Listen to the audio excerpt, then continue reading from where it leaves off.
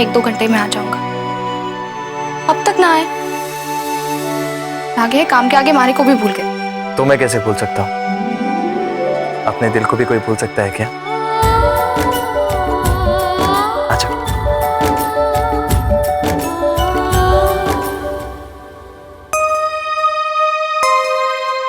ये मारे को क्या हो रहा है? बावरी तो ना हो रही हूं मैं शायद। ला ला ला ला ला ला ला ला ला ला ला ला ला। आप मारे को सताना बंद करो, वरना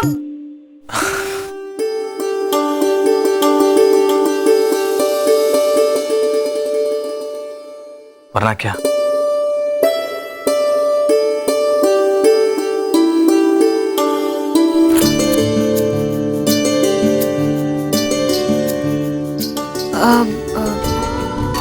कुछ नहीं।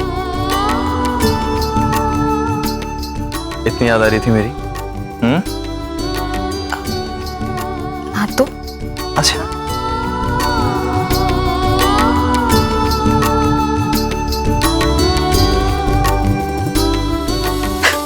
आप दोनों का हो गया हो तो मैं आंखें खोल दूं? मुमल, अब तेरे भाई साहब की शादी हो गई है, नॉक करके अंदर आया कर। आप दरवाजा बंद करके ये सब नहीं कर सकते थे? तुझसे कोई बहस नहीं कर सकता, चल अंदर आ। भाई साहब, अब मुझे आपसे एक इम्पोर्टेंट बात करनी है। हाँ, याद है मुझे, बोलना। भाई साहब, मुझे आपसे अकेले में बात करनी है। क्यों? रसाल के सामने बात करने में क्या प्रॉब्लम है? नहीं भाई साहब, अब भाभी साहब के सामने बात करने में कोई प्रॉब्लम नहीं है, लेकिन बात मेरे लिए इतनी जरूरी है कि शायद मैं भाभी साहब के सामने खुल के ना कह पाऊं। इसलिए प्लीज आप मेरे कमरे में चलकर मेरी बात सुनिए, प्लीज भाई साहब।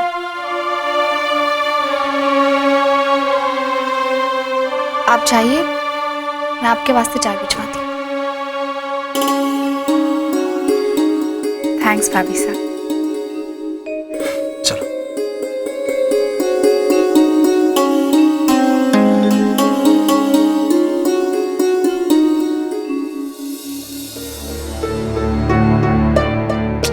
मुमल, अब बता भी। वो भाई साहब, मैं वो आई एम इन लव भाई साहब।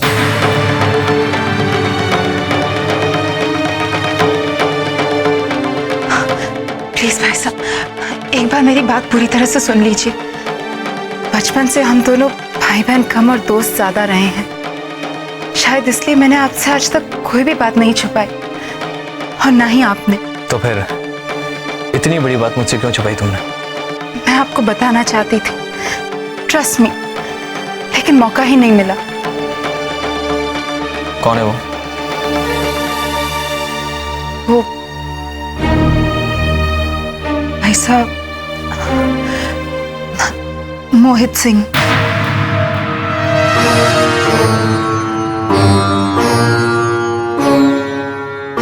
ठाकुर बेनी प्रताप सिंह का बेटा? हम दोनों कॉलेज में साथ साथ पढ़ते थे और तब से एक दूसरे से प्यार करते हैं। और तो फिर ये रिश्ता मांगने का झूठा नाटक करने की क्या जरूरत थी? मुझसे या पापा साथ से आके सीधा सीधा बात कर लेती। किसका आइडिया था ये? मेरा, क्योंकि मैं चाहती थी कि ये रिश्ता दोनों परिवारों की मंजूरी से हो, लेकिन फिर दादी साहब ने कुंडलियों की शर्त रख दी और इस रिश्ते को नामंजूर कर दिया। इसलिए मुझे आपकी मदद की जरूरत है भाई साहब। आप मेरी मदद करेंगे ना भाई साहब? बोलिए ना भाई साहब, आप मेरी मदद करेंगे ना?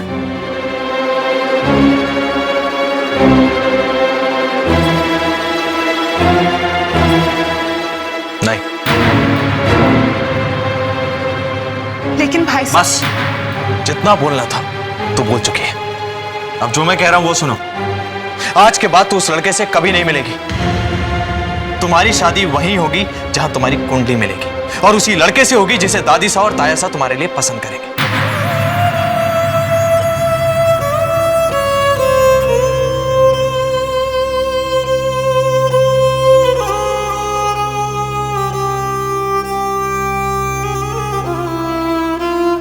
मैं जानता हूं मोमल,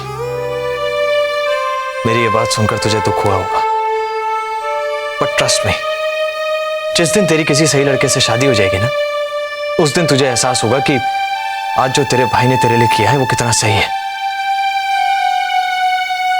मोमल, अब मैं सिर्फ तेरा भाई सा नहीं, इस खानदान का ठाकुर भी हूं, और अब मुझे इस खानदान की भलाई के बारे में भी सोचना होगा। ठीक है, आप मेरी मदद नहीं करना चाहते तो ना सही, इससे मुझे कोई फर्क नहीं पड़ने वाला, क्योंकि मेरा इरादा अटल है। सिर्फ एक बात याद रखिए भाई साहब, ठाकुर होने के नाते जिस खानदान की भलाई की आप बात कर रहे हैं, उसी खानदान की नाक जब इसलिए कट जाएगी कि मैंने और मोहित ने भाग के शादी की, तो उसकी जिम्मेदार मैं नहीं, आप होंगे भाई साहब। मोमल!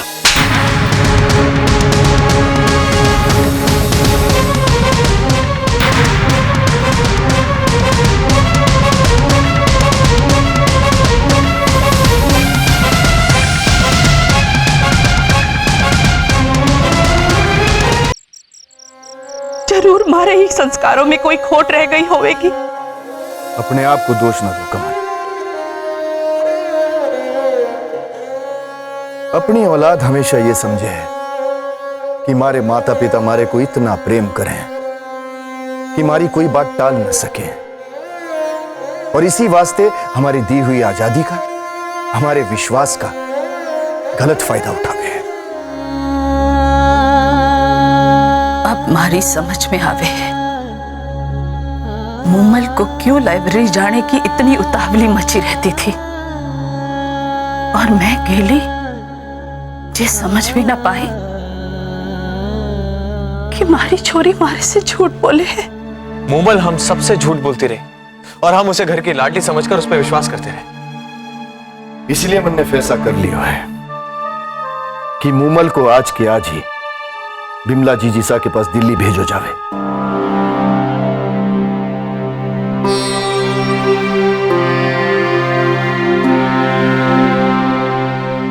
अगर तुम दोनों को गलत ना लगे है तो रणवीर भी अभी ठाकुर है, और मैं कोई भी फैसला अकेले ना लेना चाहूं। नहीं था ऐसा, फैसला आप ही लेते आए हैं और आप ही लेंगे हमेशा, और घर के सभी लोग बिना सवाल करे आपका फैसला मानेंगे भी। रणबीर ठीक कह रहे हो है, मारे बीन ने हमेशा आप रे फैसले का मान कियो। मैं और हमारे बच्चे मरते दम तक इस प्रथा को चलावेंगे। मोमल दिल्ली जरूर जावेगी, यही उसके लिए अच्छा है और इस खानदान के लिए भी।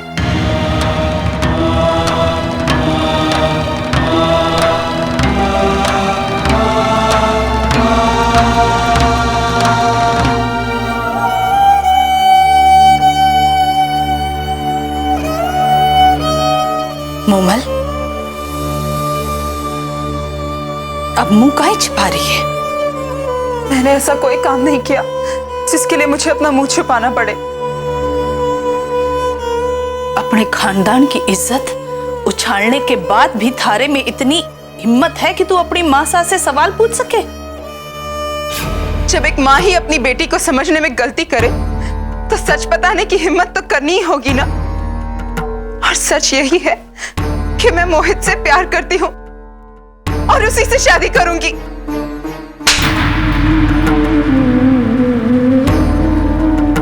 जब मैंने थारे से थारे ब्याह की बात की तब तूने अपने पापा सा की यादों का वास्ता देकर यह कह दिया कि थारे को अभी ब्याह नहीं करना है। अगर तू अपने स्वर्गवासी पापा का बहाना करके अपनी मां को धोखा दे सके है तो कुछ भी कर सके है। थारे को दिल्ली जाना ही पड़ेगा। नहीं मासा, मैंने आपको कोई धोखा नहीं दिया। और ना ही पापा सा का बहाना बनाया है। मैं मोहित के बगैर जी नहीं पाऊंगी। मासा मैं मर जाऊंगी। तो मैं थारा भी शोक मना लूंगी, पर थारे को इस हवेली के रीति रिवाजों को लांघने ना दूंगी। 4 किताबें पढ़ लिखने से तू इतनी समझदार नहीं हो गई है कि अपनी दादी सा का विश्वास तोड़ सके, कुंडलियों और ग्रहों को छुटला सके। मासा, मैं बस इतना ही कह रही हूँ कि इस कुंडलियों की जाल में फंसकर मेरी खुशियों का गला मत घोटिए। मुझे मोहित से शादी कर लेने दीजिए।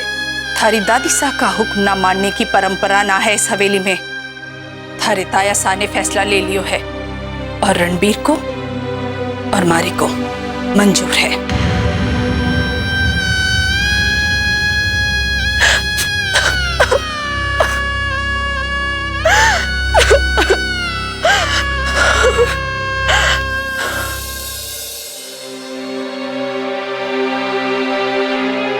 लाइब्रेरी जाने के बहाने ये छोरी उस छोरे से छुप छुप कर मिलती रही। अरे सुमेर ने तो अपनी आंखों से देखा था और घर आकर मेघ भाई साहब और कमल को बताया भी था। और वो दोनों तो ऐसे चुप रहे कि घर में किसी को कानों कान हवा तक न लगने दी। चंचल,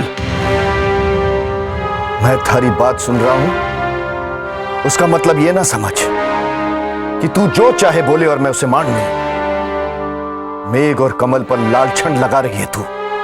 अपनी जबान पर लगाम लगा।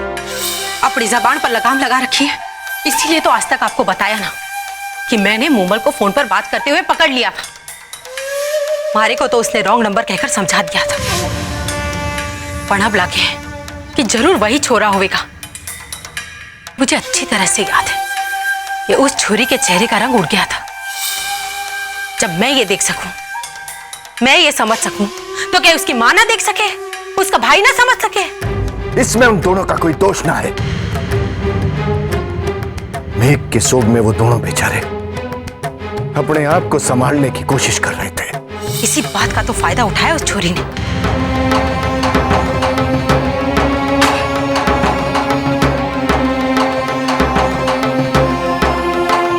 हमारी बात तो सबको कर दी रखी।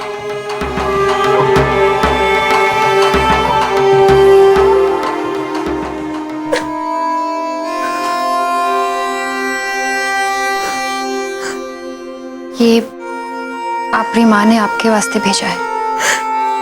और ये लाने में तो तुम्हें बहुत खुशी हो रही होगी ना। मैंने क्या किया है? नजर लगाई है मेरे और मोहित के प्यार पर। जब से तुम्हारा साया हमारी जिंदगी में पड़ा है ना, उसी दिन से मैं समझ गई कि तुम्हारी मनहूसियत हमारे प्यार को कहीं का नहीं छोड़ेगी। मेरी शादी मोहित से नहीं हो रही है और मुझे दिल्ली भेजा जा रहा है, सब तुम्हारी वजह से। पर मैंने आपके और मोहित के बारे में किसी को कुछ ना बताया है। हमारे लिए तो जैसे हमारी रसाल है वैसे ही आप हैं। मैं आपकी खुशी से क्यों चलूंगी?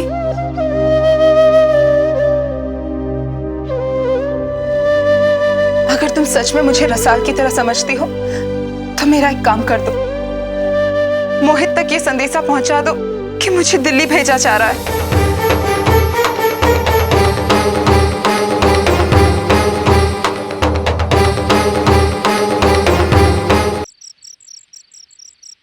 कुछ दिनों पहले मैंने मूमल को उसी छोरे से फोन पर बात करते हुए सुन लिया। जब मैं उसी समय ठाकुर साहब को सब बता देती तो बात इतनी आगे ना बढ़ती। पर मारे को मूमल पर गुस्सा आ रहा था क्योंकि उसने आपका अपमान किया था। थारे को इस खानदान का भला सोचते देख घना संतोष हो रहा है मन को। सच कहूं तो मारे को मूमल पर बड़ी दया आवे है। क्यों जीजी? रसाल, मूमल सचमुच उस छोरे से प्रेम करे और वो छोरा भी। आप मिली हो उस छोरे से?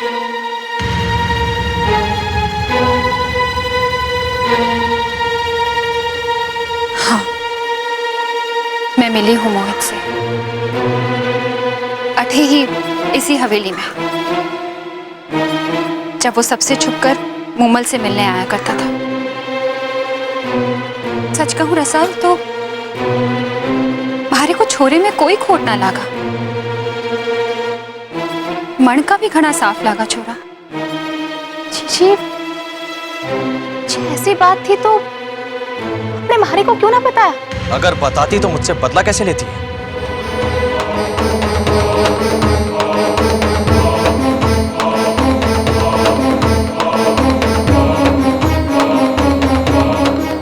ऐसी बात ना है ठाकुर साहब, वो तो मूमल ने भारे को। बस!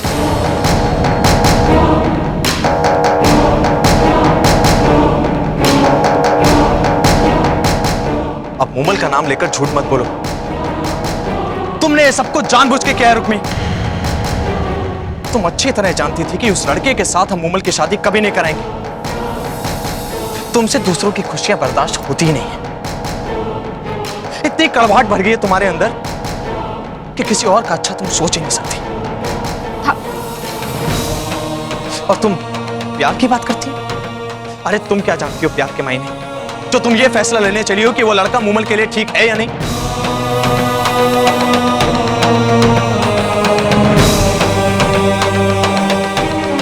कितना फर्क है तुम दोनों बहनों।